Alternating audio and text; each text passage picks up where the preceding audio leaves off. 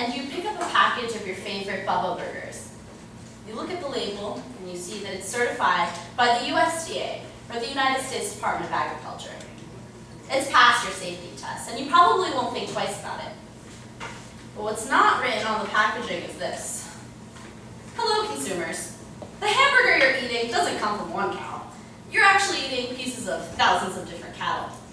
There's a chance that this meat is contaminated with E. coli or salmonella, and maybe you'll be among the 76 million cases of foodborne illness that occur every year, as reported by the Center for Disease Control and Prevention. And after all, our industry is personally responsible for about 1,700 deaths that occur per year from foodborne illness. You're not going to find a label like that.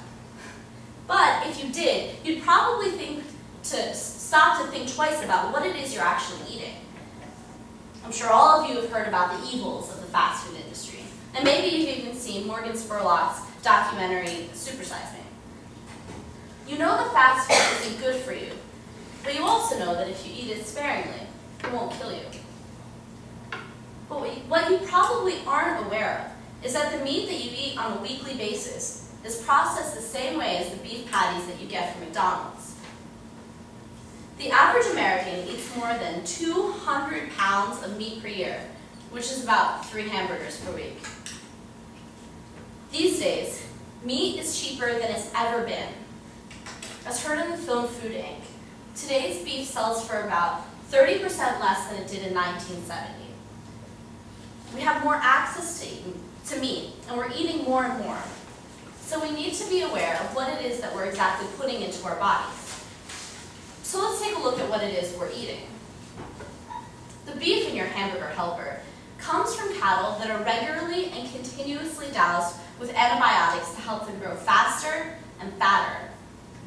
Around 70% of the antibiotics used in the United States every year are given to animals that are slaughtered for food. Madeline Drexler, the author of a book titled Secret Agents, The Menace of Emerging Infections, writes that feeding antibiotics to cows has led to strains of drug-resistant bacteria. So what does this mean? It means that when you get sick, the antibiotics that your doctor prescribes to you may not work. The numbers speak for themselves.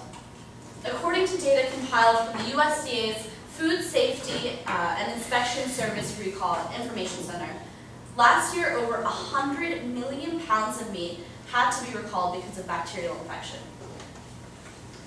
Now, I'm sure all of you have seen a PETA video at some point or another, and you know that these animals aren't treated well.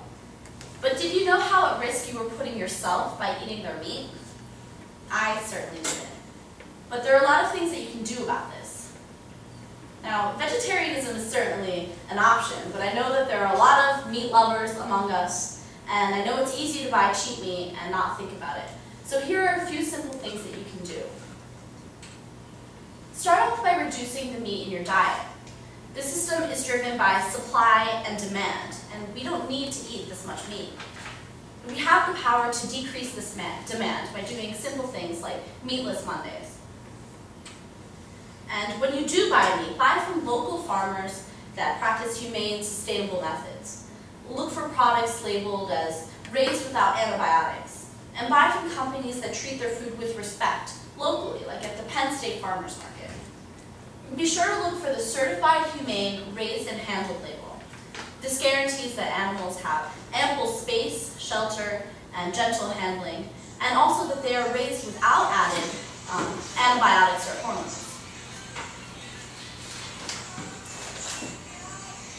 With this website, www.certifiedhumane.org, you can easily go online and see local stores that sell humane meat.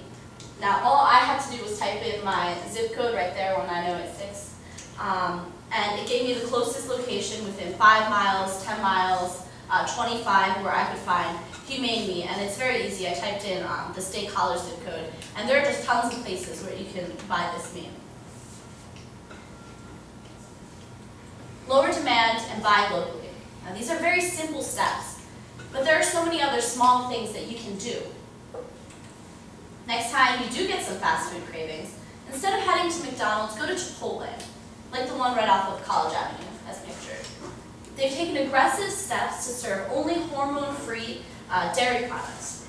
All of its pork meets standards for hormone and antibiotic-free, humanely raised meat, as does 80% of its chicken and 50% of its beef. That makes Chipotle the largest restaurant buyer of humanely raised meat. By eating food produced organically and without pesticides and antibiotics, not only will you be reducing the amount that is transferred into your body, you'll be helping to create a better environment for future generations. You will make sure that you and your family can eat their meals without pesticides or antibiotics on the side. The average child eats 5 servings of pesticide-infected food per day. Are you happy with those statistics? If it's not something that you'd wish for yourself, is it something that you want to pass on to your future generations? You've heard the expression, you are what you eat. And it's true.